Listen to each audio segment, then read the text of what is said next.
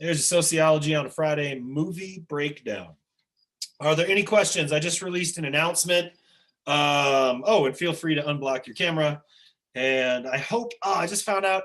I don't even get to be in a classroom next fall. All of my classes are bigger than 85 people. I'm crushed. Maybe it's time to go into an early retirement and just make a lot of money off of TikTok dancing. And you know, the obvious career choice, probably. You are I mean, I think you're 100% in the fall, unless it's over maybe 85 people. I don't know. Yeah, that's a swing and a miss for me, folks. Unhappy emoji, unhappy beard. Can you tell?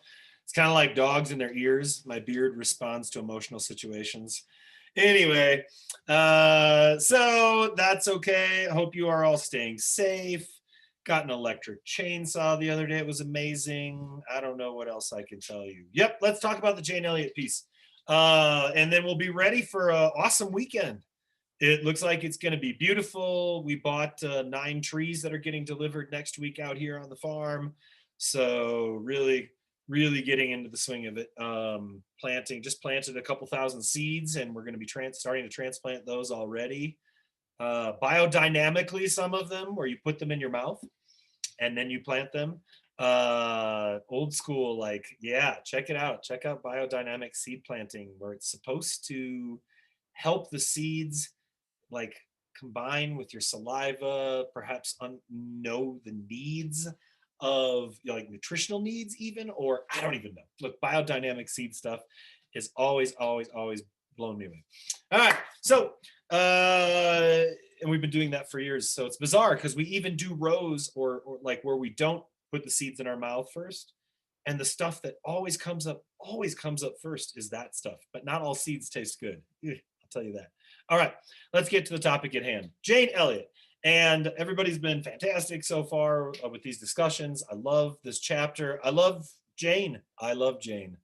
I've gotten to see her 2 or 3 times in person. I got to workshop with her a couple times, met her twin sister. See, I went to school at Luther College in Decorah, Iowa. Where? Exactly. But a really cool tiny town in Iowa. And of course, the stage is set for us here in the one with the kids because she started this where she was living in Riceville, Iowa. So really, really cool individual. And Jane has been, extra busy this last year.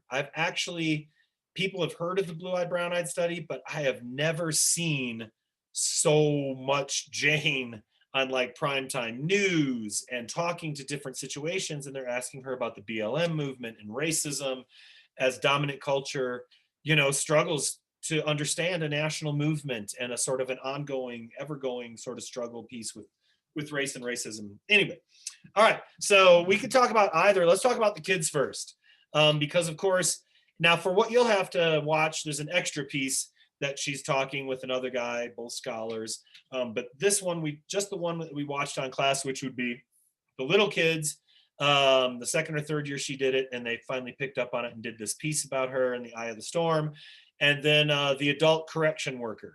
And I think just the fact that they were correctional workers, we have, right, that our own discussion. But how adults respond to this is, we might expect, I don't know, expect is the right word, expect it with the kids to some degree, but it is even more effective, and sadly enough, with adults. And I have seen this done in person.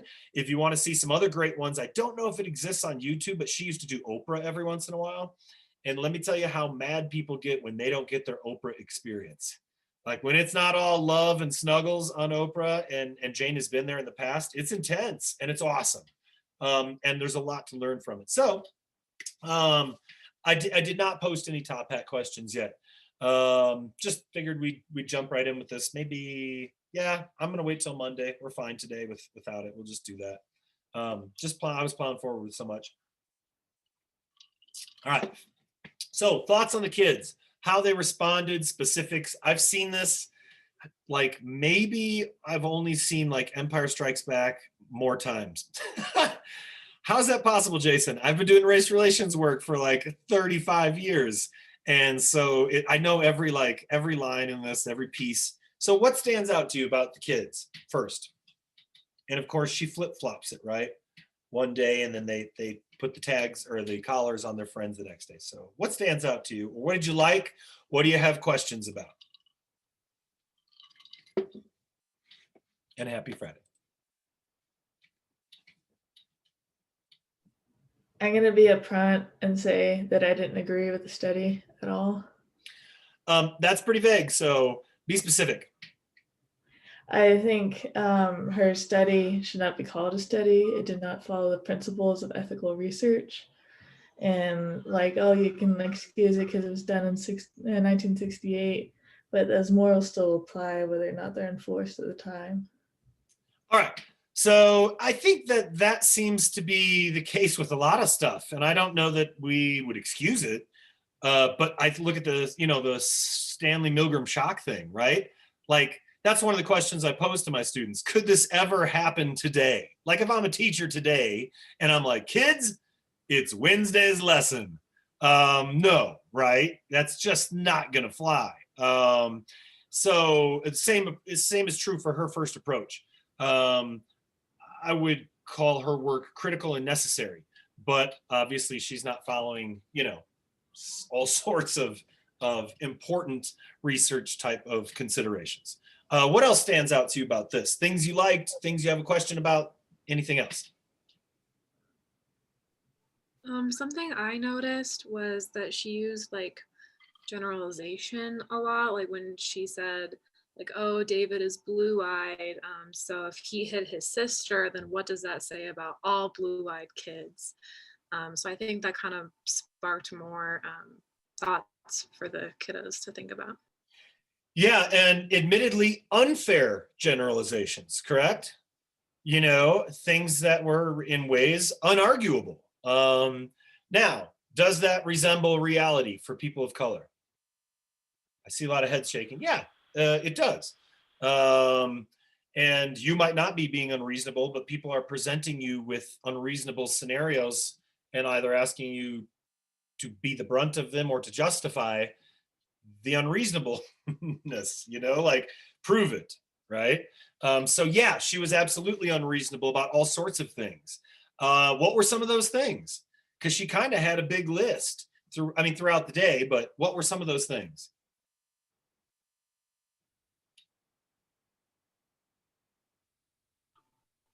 She said that the blue eyes were poor listeners, they were loud, they weren't prepared, they were dumb, rude, inconsiderate. Yeah, they can't get seconds. And they were like, why? And she's like, because those people, blue-eyed people, are wasteful. Blue-eyed people aren't clean or whatever, right? Absolutely. All generalizations that people, and particularly dominant culture, is trying to sell, everybody else on for so long. People of color are dirty. They aren't as smart. They're not capable of handling privileges or nice things. That's why property values go down, right? They're going to ruin the places that they have. They don't take care of them like other folks. So good. Yeah, the brown-eyed kids also got extra recess time. And I mean, I don't know if you could think back. I can think back, so you should be able to think back, right? Like extra recess time. I mean, that would be crushed. Did you see the look on some of their faces? Like some of the looks on some of the kids' faces were like, first of all, there was some girls that were just devastated. And then there was the one kid that was like, right? Like he's sitting there at his desk, man, and you can read his lips. And it's like, whoa, he is mad. And he knows, and he's mad because he knows it's not right. Like he's actually in that situation, knows that this is wrong. But still, right? So, okay, so good. What else stands out amongst the kids? And why? Or what did you like about this? I had a question. Yeah, go ahead, Connor. Go ahead. I was wondering, I thought it was interesting of how the kids reacted to it versus the adults. The adults seemed to be taking it more out on Jane when they were being discriminated against, while the kids were kind of taking it out on each other. And I thought that was interesting, and I didn't know why. Yeah. I don't know. Work dynamics? I'm not sure. Maybe it's because kids are more free flowing with their emotions and they're all really close. And then you just drove a wedge between them where it's a Saturday for the work thing and they're getting paid for it. I don't know, but you're right. Absolutely. And they're younger, right? So they take her word. That's why it's important. I mean, Lenora brought that up. It's important. Like the feelings of these kids, how you get this across, how you're going about it. Yeah, because at that point, she's the adult in the room, and what she says goes. And adults, are struggling with different things. But adults definitely pointed it right back at Jane. And we'll talk about that. Who else was just about to say something before Connor? I was gonna say, I've seen this video a couple times before in other classes also. And something that always stands out to me is how the kids like were better at school if they were like the blue-eyed kid and they were getting better treatment that day. Like they performed better when they had like their little group work with Jane. And I just thought that was really crazy because you think about like kids of color and like how they might not perform well in school because they're constantly talked down to or don't get certain privileges. And then in this experiment, like it proved that the kids that are talked down to and don't get things like other kids aren't going to perform as well just because it's like they don't think they can do as well. They don't think they can perform as well. First of all, I think this is the most important thing almost out of everything with the Jane Elliott piece. That is what she said, which is you are impacting learning in less than a 24-hour period. And she asked the kids, right? They did the phonics cards and they sent this to Stanford or wherever, and they can't explain it. But it's really simple in a way, right? And what it is how much space do you have in your head and how much of it is being taken up with things, particularly things that are arbitrary, hurtful, or discriminatory, right? The kids were like, we were just thinking about these collars, right? Like that's it. Your half of your space, part of your space is taken up with that. And then you've been told that you're less than. And if nobody tells you that, which they do, it's also reinforced in completely non-spoken ways. Well, what's the impact of that? Holy cow. If the impact is that learning is critically impacted and people that think that they are good and capable and successful and equal human beings will actually outperform and overperform, to me, is there really anything else we need to know? And I'll tell you what, no, because I have two boys, they're 13 and they're 15, and every single day of their lives before they went to school, every single day of their lives, every single day, I have said, whoa, you're the most amazing human being in the world. I love you. Your ideas are incredible. Go out there. I'm dropping my 15-year-old off in the morning and be like, go be the most compassionate dude in that high school. Have the most fun. Love your friends. Talk to you later. Right? Like, that's it. That is the message, because I have seen this and known this for so long that it is absolutely true.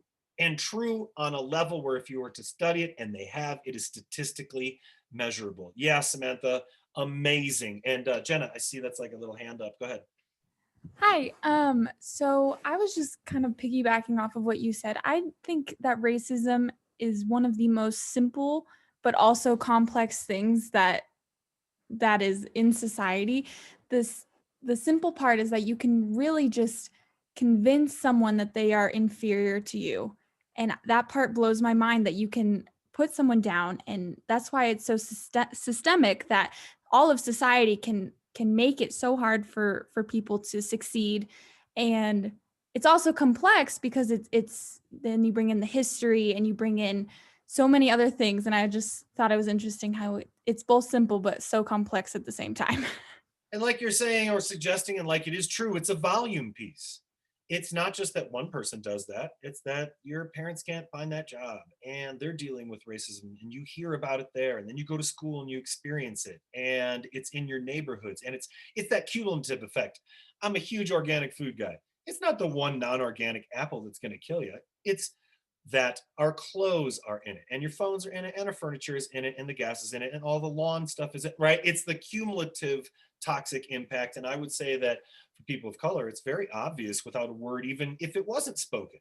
in many Exactly. cases, that someone is valued over someone else, and that's quite clear.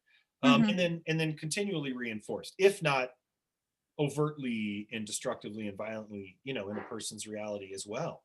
Mhm. Yeah, yeah, great observation. And then somebody else said here, I think the scores, yeah, and then the scores went on after that at a higher level for the rest of the year, she said. There are reasons that teams and colleges and groups you've been part of do bonding exercises, right? And spend that time together and things like that. And especially if you think back to how close you could have been in first and second grade or fifth grade or 12th grade or whatever that is with some of your friends. So yeah, it's kind of like they all went through that. And then there was a piece that maybe made them stronger, and even potentially perform better. But of course, Riceville, Iowa, to this day, still very, very white, very Anglo-Saxon, very, Christian, very, not a, place of where diversity is present a whole lot anyway. So yeah, okay. What else stands out? That's an amazing piece. Yeah. What stood out to me is that I feel like a very vital part of this study was showing that discrimination is learned, that's not innate to our nature. Because before their differences were pointed out, they didn't really um, see those differences. They were playing together in harmony. But once those differences were pointed out, they kind of separated from each other. Yeah, absolutely. I also think, because sometimes, and not sometimes, every time we talk about this is like, can kids handle this? Can they not? And I wouldn't even say this is just an experience piece. When I was in grade school, it was like somebody, and when I taught grade school, the same thing was true. Like somebody in the girls group was just not a friend that day all of a sudden. Everybody's like, nope, you're not part of our group this day. And then 2 days later, they were. And kids are experimenting, themselves in pretty intense ways with social behavior. So to me, I believe that they showed resiliency, and they are resilient. And so yeah, and they don't, till these things are really prescribed to us. And as far as these are, like, what do we elevate? Do we elevate difference, or do we celebrate diversity? You see what I mean? I think that, like, how we approach this entirely, how we frame it, matters. Are you tolerated? Are we doing this because we have to? So again, when people consistently highlight differences instead of celebrate similarities and look for solutions to problems, right? Yeah, we become singular minded oftentimes, I think, in regards to race, and other things as well, gender. What else stands out to you? Do you have questions about this Jane Elliott piece? This is sort of unrelated, but I would have to disagree that like all forms of like discrimination are learned. Like I think some of that is innate. Like you have newborns that would prefer, caretakers that look more like them, like that look more like their mothers, rather than like people of a different color or a different gender. I mean, there's stuff that's still innate in that, and that shouldn't be like completely glossed over either.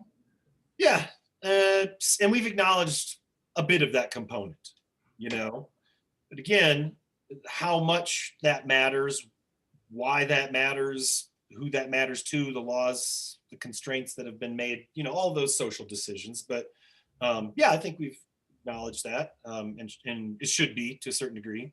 I was just thinking about when the boys were little, they really, really preferred people with beards. Like if you handed them off sometimes to my clean cut friends, they were really distraught. and if that person had a beard, they were like all about it. And a lot of people are quite the opposite. All right, what else stands out in this? Things that the kids said, ways that they reacted, stuff that Jane said, stuff that it feels like might be arbitrary that Jane is saying is not, right?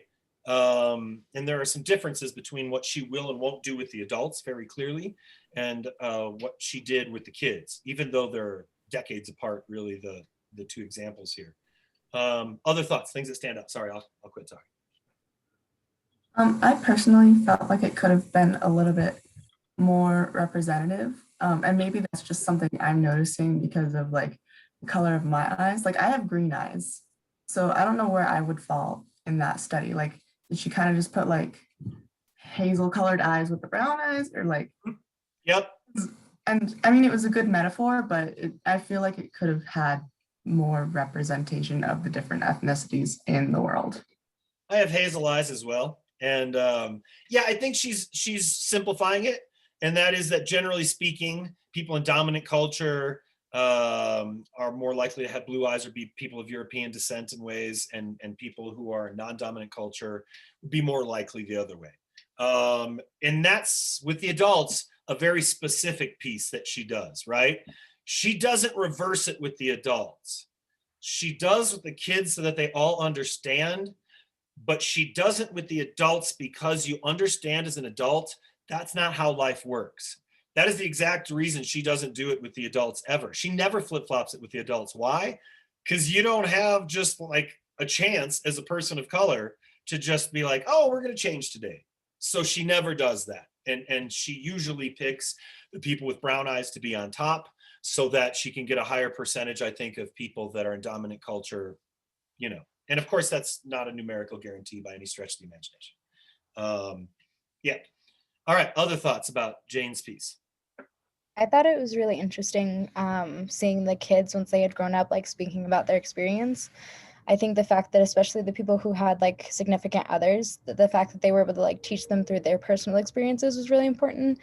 And it just demonstrated how important like personal experience, like they had to feel it in order for them to like really understand the depth, even if it's just first surface level of what discrimination is. And the fact that they were able to like share that with someone who's close to them, and that kind of ripple effect, I think was really important. Yes, so much there. Yes. And of course, and I'll talk about Monday, like dismantling racism and prejudice.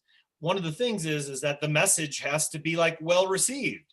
So this is not an exercise that's going to win everybody over, right? Like it's just not. And some people are going to understand it because they get emotional about it and they haven't felt discrimination before. And guess what? If you haven't, just personally, right? I think that's a good thing. Like, I know that's a value judgment, but I think that's huge in building intestinal fortitude and strength as a human being. And I think oftentimes people in dominant culture lack some strength from struggle in that way. But of course, that's not going to mean that somebody just is like, hey, what a valuable tool and whatever. You're going to lose a lot of people that way. And she does for adults anyway. But that being said, I also really like, yep, just 1 minute. I really like the connectivity piece about their spouses, for sure. And you're talking about people who might not, now, of course, that guy was going to go into the military, but many of them still living in Riceville, Iowa, in the same 50-mile radius that is not any more diverse than it was before, but they were put in a very diverse situation. So maybe those folks have a better understanding than the rest of the people that they went to school with, that went through Jane's exercise or class. Go ahead. I disagree that, you know, depression or like discrimination makes you somehow stronger or somehow more like fortitude. And I'm gonna just say it outright, I think that's a complete lie. On all levels, you get that with a lot with mental illness and abuse. I was like, oh, the abuse made you stronger. No, you didn't. You chose to make yourself stronger. The abuse, the discrimination, that was unfair, and no one should ever have to go through that. Like, you know, when I was a kid, I shouldn't have to be like screamed at for the color of my skin, you know. Absolutely. Agreed. And I have had to be abused by my family, but it still happened. And it wasn't that made me stronger, it was myself. And then so just like, oh, it's the discrimination, it's the whatever that makes you stronger. That's not the case. It's your own personal choice. And then saying how that's somehow a virtue of an experience is insulting. All right, I'm looking at Kate's comment. Thought it was interesting, though. She said the kids that she lied the first day, and the second day she made new rules. Kids believed the new rules, thought they might have lowered the trust in her at admitting it lied. Potentially, I don't think she saw that. But of course, the second she said I lied yesterday, right? Everybody was like, ugh. just like, here we go again. So they did react to that pretty big time. Yeah. Good. Just looking at a couple of these comments. Kids felt they always had the obligation to bully or be condescending. Everything I Uh, said. What? Glossed over everything I said. I did hear what you said. I think it's very important, and I think you're right.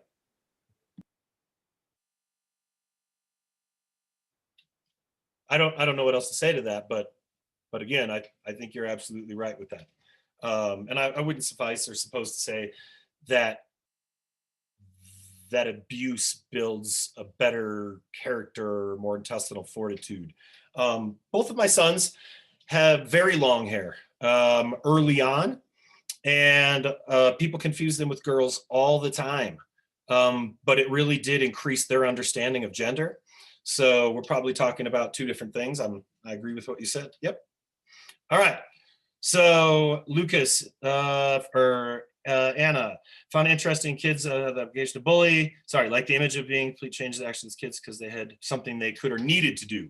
Well, the Stanford prison study is similar in that regard, where you give people a position of power or even like a fake position of power, and they tend to seize on that. And for some reason in these instances, people tend to abuse that power somewhat. So yeah, I don't think that she was telling them to abuse each other, but I think that those differences, that's how they reacted for sure. All right, good. What else stands out? Oh, this is really scary to me that we can grasp that so young. Yeah, it's a big reality.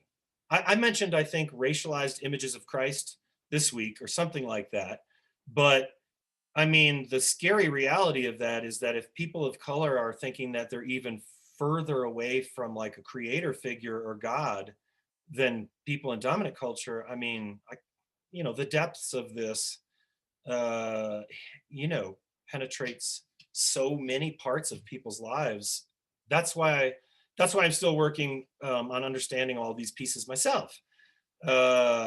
Because to have to convince people that something like that even exists, it seems ridiculous to me. It seems like I couldn't conceptualize how people just don't understand that racism would exist. But whatever, right? Okay, don't want to get off track. Other things, other thoughts that stand out. Sorry, that was Ziggy the cat. Is it okay if we talk about the adults too?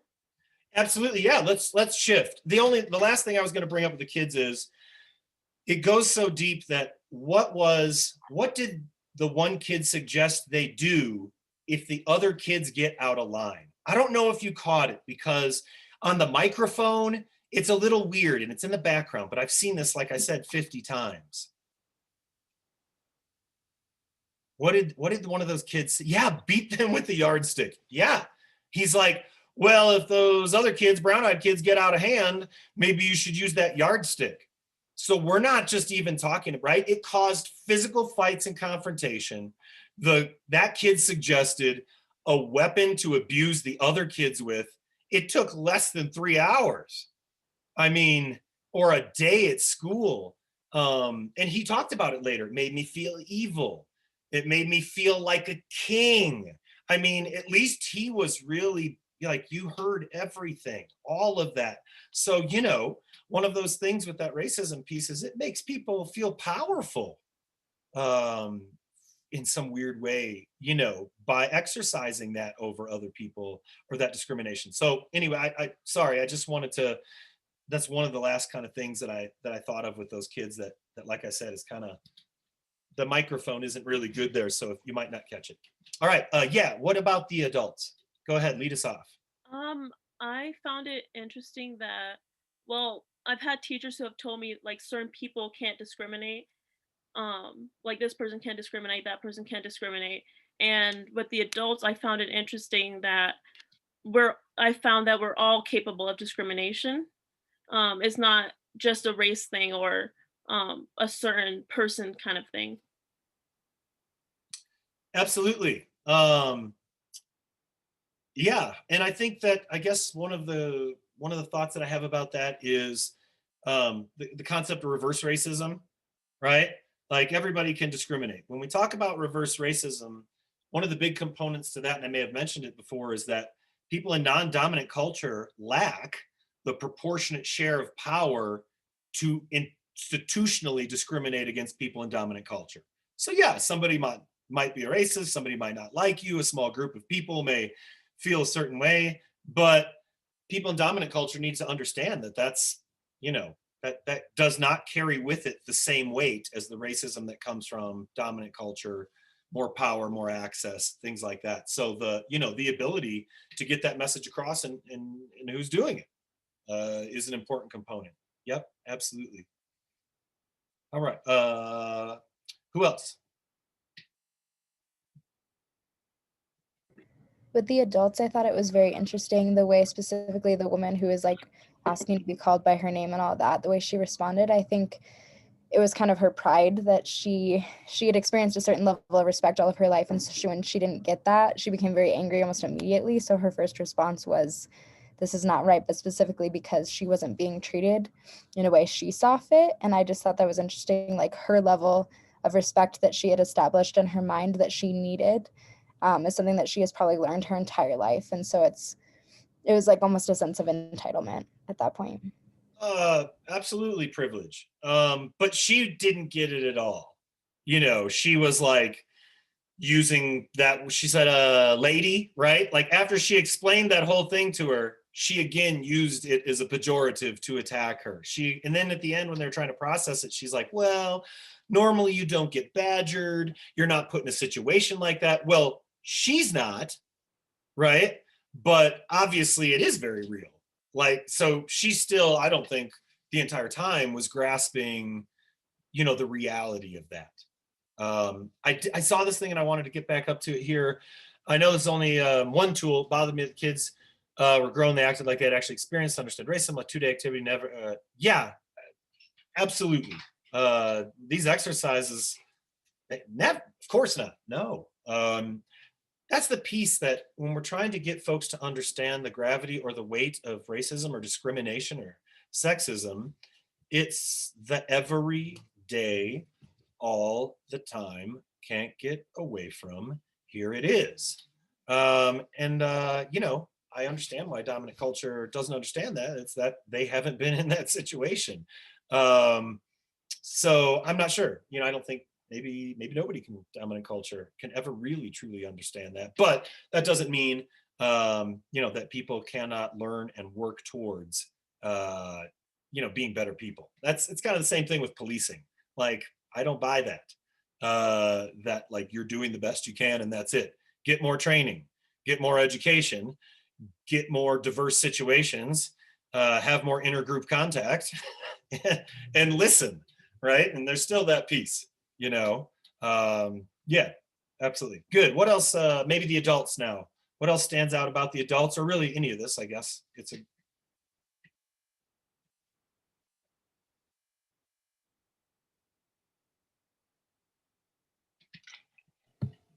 Going back to like the woman and just like kind of talking back and aggressiveness in general in the adult session. I thought it was really interesting that like the 3 people in the back and also that woman were kind of the, I guess, antagonists of the group throughout the entire thing. But then like afterwards, it seemed like at least the blonde guy really kind of took something away from it. And then the woman just kind of like even like got up even higher on her horse and started talking about how she had, you know, everyone experiences some type of discrimination because like she's a woman, blah, blah, blah. And then another white woman who I think was in the Brown Eyes group, like wasn't even in the like quote unquote discriminated against group, like began lecturing her and telling her like, you have no idea what it's like to be discriminated against for your race. Like, not to mention you're completely ignoring Black women who have it the hardest and have to go through every day worrying about not only sexism like you do, but racism too. And I thought it was really interesting that like someone from the like, I guess, labeled oppressor group in this like gained so much more than like a woman who was actually engaging with Jane the most and like didn't seem to take anything from it. Yeah, and of course, in traditional situations, if that person is a person of color, then they are seen as belligerent and violent and rude and right, and yet there's a lot of instances of people in dominant culture, behaving in ways that are far worse, but somehow it's excusable, or they're being strong, or I don't know, so yeah, very interesting. Good. I also saw over here with the adults, interesting to see the competition. Oh yeah, right. That's what we were just. I feel like in real life we may have labeled her as violent or dangerous. And there are, this is like kind of one of the least extreme examples. There are some pretty extreme examples out there of Jane doing this, and people really flip.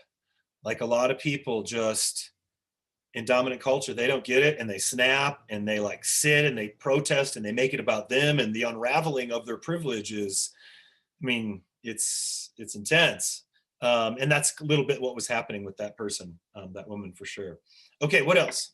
What year was the adult one? When did that happen? Because Oh, she did that in the 70s. I'm guessing by the way that everybody was dressed, the big glasses, the tinted glasses, 80s, sometime early 80s, I think.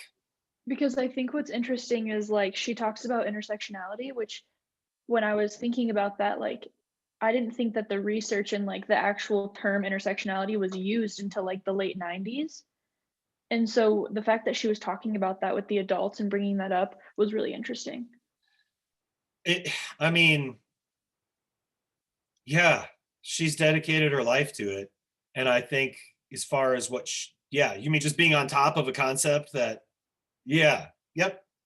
And the things that she was saying to the adult group, like they said to her, do you think you're an important one? And she's like, nope.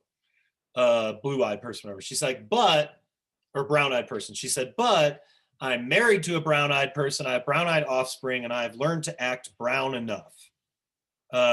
So what do you think about that? Sometimes I have students that hear that and they're like, that's ridiculous. Sometimes people have a different take on that.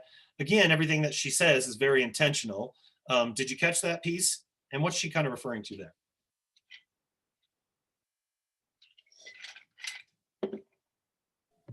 I think she's referring to like assimilation, but also like the model minority myth type thing, where if you act white, if you act like the best of your minority, then you will somehow be better than the stereotypes given to your minority. Yeah, and even the majority. If we think about hair straightening, I'm thinking about Cab Calloway and starting in the 30s and 40s. And you're talking about putting lye in your hair, and it burns your scalp and it straightens your hair. I mean, the reason that people were doing this as African Americans are to have some more measure of success or acceptance in dominant culture, but that's like transfiguring, that's body mutilation. And why would people do that? Well, because the message is very clear: assimilate and be more like dominant culture. And of course that has gotten carried to, in many ways, really, really, really extremes. Don't just be the model minority, be the assimilated, and we'll accept you at some level more than we would otherwise, anyway. Yep. Good. What else stands up? Piggybacking off of that, please excuse me if my assumptions are not correct. I know I'm not fully educated on this, but I felt like it was very like representative, because even though she's learned to be brown enough, I feel like the fact that she said she doesn't feel like she's an important person still really represented, like, even if you have assimilated to dominant culture, you still feel like you're not quite there yet. Yeah, you're never fully going to be accepted in the way that we want, or society demands, or whatever, or that you get taught to want, or whatever. Yeah, yeah, and that's true. Yeah, yep, good. Other thoughts? I wanted to go back to kind of the reason of if we think this should have happened or whatever. And as people are saying in the chat, I do understand that this doesn't allow people to empathize with how demeaning and terrible discrimination is, but like as humans are much more likely, I feel like, to act on something when it personally affects them. And so when people are exposed to this treatment, even for a short amount of time, I feel like it's more like they'll be like, oh, so it feels really terrible when I say these types of things. And so I think that there's no right way to expose someone to how they are making people feel inhuman. But like, this is like kind of a way that people were exposed to it and they're like, I've never experienced this before. And I think that if more people could have experienced it, I don't know, maybe there would have been a little more of want for change, because I feel like we shouldn't still be in the position we're in if more people understood. Excellent. Yeah, look, I think this is huge. I think this is very important. I think that it can teach lessons that stick with you for an entire lifetime. And I don't think that anybody is supposing, including Jane Elliott, that you're going to know more than a person who's lived that for even one day. But I don't think that's her point. I don't think that she's trying to say that that's going to be a magic potion. She's like, how does it feel, and if you plug into that, what changes might you make when you're really faced with that? I would say this. I mean, the adults get in the waiting room for less than 10 minutes and one of them suggests that they should sing "We Shall Overcome." If that's like the anthem maybe of the civil rights movement, if one way to know that you've never or rarely been discriminated against would be if in any position where you have to wait 10 minutes or 5 minutes, or you feel like things aren't fair, to suddenly say we should all sing a round of "We Shall Overcome." I mean, that's, there's a tragic disconnect there. So there's a lot to learn. And again, like I said, as I'm going to lecture about next week, not all of these approaches are workable, but she's done a lot with this, a lot of good. And I think, she's done a lot of teaching, and she's learned a lot, I think, doing this as well. Yeah. There's another guy who was just here on campus a handful of years ago that is amazing, called Tim, or his name is not called, his name is Tim Wise. And so I would highly recommend Tim, but he talks about, the reason that he's going to colleges and getting these gigs and lecturing on racism as a 5'4" white male, or whatever, however he says, when he spoke here, he says, I have, people of color have forgotten more since breakfast than I will ever learn. But people in dominant culture seem to take this message from somebody who's in dominant culture, and not better necessarily than a person of color, but we've been trained not to listen to people of color, not to listen to certain genders, to purposefully not hear. And I think that his point, bears some weight, which is Jane knows that she doesn't know as much as a person of color. She's very aware of that. This destroyed her family. I mean, if there's anybody who laid it all out on the line and would still say, I have not lived that experience, it's Jane, to be sure. So yeah, yep. A good point, and a lot of value in this. I think it's altered the course positively of many lives of just people who've seen it, not even people who have experienced it. Yeah. All right. Other thoughts? I'm trying to think of the adult thing. There was the test thing. There was a bit of that standardized test piece where she gave kind of reverse standardized test that would be more familiar to people of color, and the scores were, really low as expected. She did that piece. She brings them in late. She yells at them for arbitrary things. But again, she also, I think, displays in this, right, the impact that discrimination can have on learning. That guy didn't have a pencil. He couldn't remember his name after she was done like 10 minutes of, going at it with this guy. So yeah. What else is there? Yeah. Any other questions, thoughts? This is a great discussion. I wish we were, all in the same classroom together, like I said, but anything else from the adults or the kids that stands out?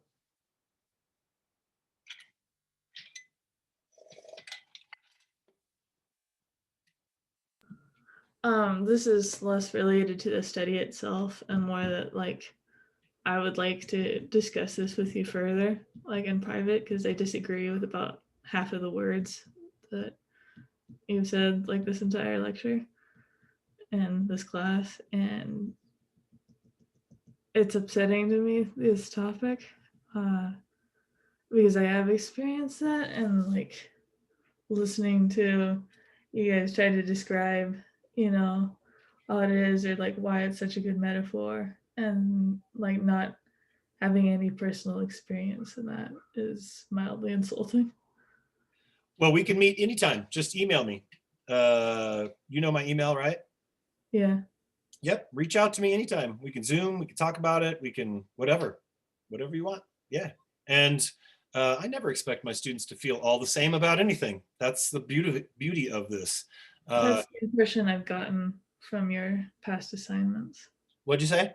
That is the impression I've gotten from your past assignments. Which is what?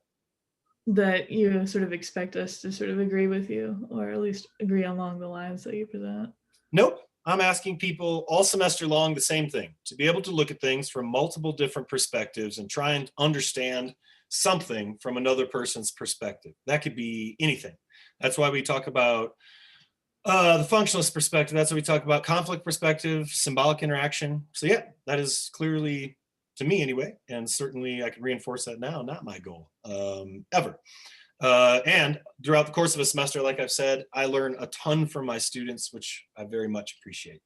All right, we have 2 minutes. Anything else stand out from this piece? Could I ask, like, could I talk a little bit about like the study and like a little bit of a reflection of her study? Yeah.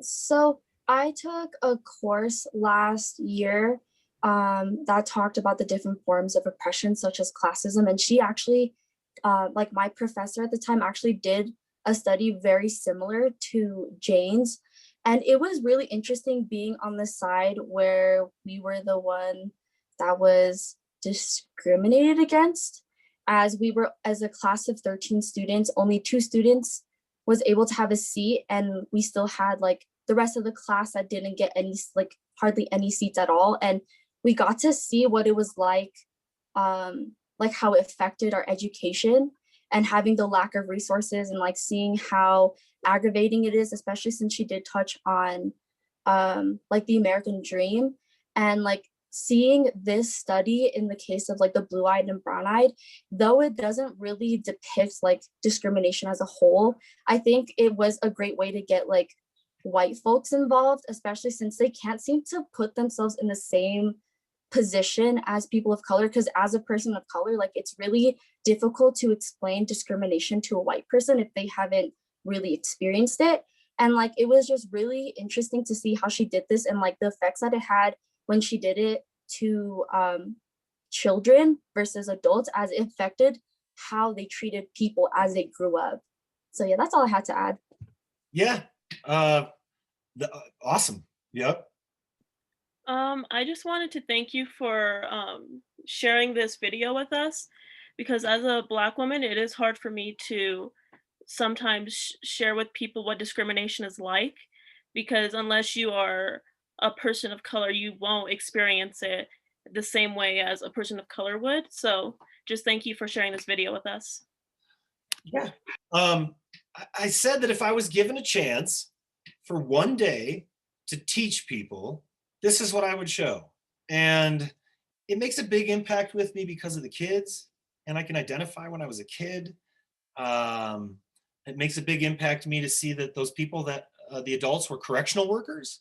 These are people who need diversity training. They need to understand as much as they can what's going on.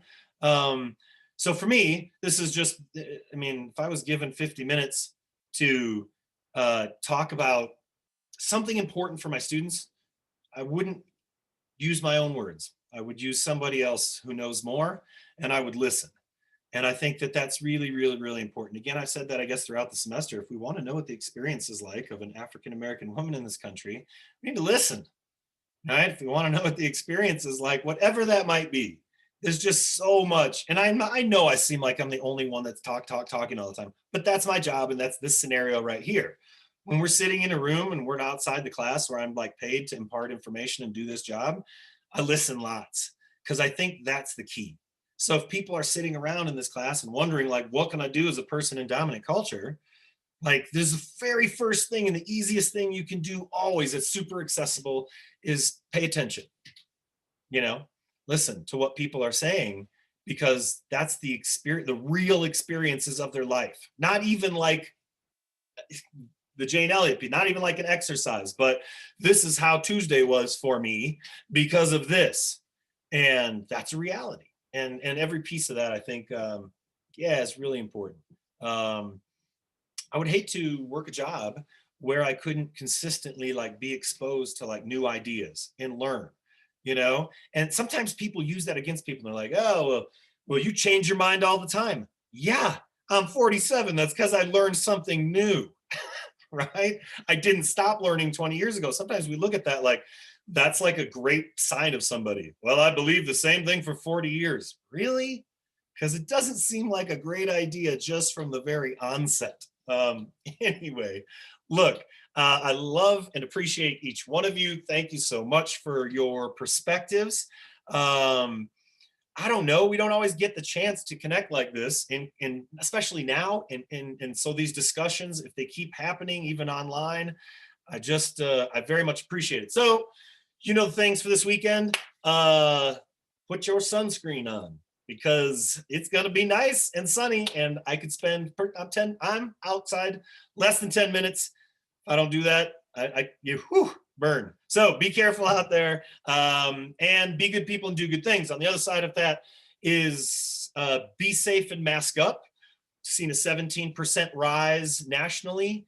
If we're okay with 1,000 people dying every few days, which is, I'm not okay with that, then we need to keep diligent, because it's not about drugs and vaccinations, it's about behavior. This is a sociology class, right? Where we look at human behavior. So I know you and your friends and me and all my bearded buddies want to smoosh our faces together. I will not do that for a while yet, all right? And I want you to be careful and do the same, right? And I know, you know, people going to school take it seriously. Like Zion is like, I haven't even seen anybody in 8. There's one guy, he said, that wears the mask like this, and he's, you know, he's not, I don't like that guy anyway. But he said, you know, the students in my school are being really good, and still he's got like 80 kids now that are quarantined. This is for real. So be safe, and also go out there and be compassionate in the world, right? Like, just do what you can to help somebody else. I'm gonna go grow some food, and then plant a lot of it for my family. And last year we donated a bunch of it to these little kid programs that help kids plant gardens and stuff that wouldn't get to like do that otherwise. So I'm gonna play in the dirt this weekend. Be good people, good things. If you ever need anything, I'm here. Reach out to me, email me, we'll Zoom. And if you have questions about this, a lot of times when we talk about race or intense topics, I mean, look, a sociology class is that thing that when you would come home for like the holidays, your parents would be like, can we just not talk about blah, blah, blah, blah, blah. That's what we talk about every time, all the time in sociology. Oh, and before I go, and I know I'm 5 minutes over, did you see this new trend? And I don't know, okay. First of all, coming out of my mouth, a TikTok trend, all right? It's probably not the good thing anyway, but I only seen it for a minute, and that is teenagers challenging their parents on racism while filming themselves. The couple clips that I saw were started some pretty intense and amazing discussions. And I'm going to say that people don't always know how to talk about race in a perfect way, whether you're 13 or 15 or 20 or 60, but this looks interesting to me. I'm wondering if is TikTok going to have any potentially valuable social justice type of like trends or movements, or am I going to see it like an old person that there's no value to it? Or am I right about that? I'm probably right. All right. Anyway, go outside, dig in the dirt, be good people, do good things, mask up, be safe, and reach out if you need anything. Peace, everybody.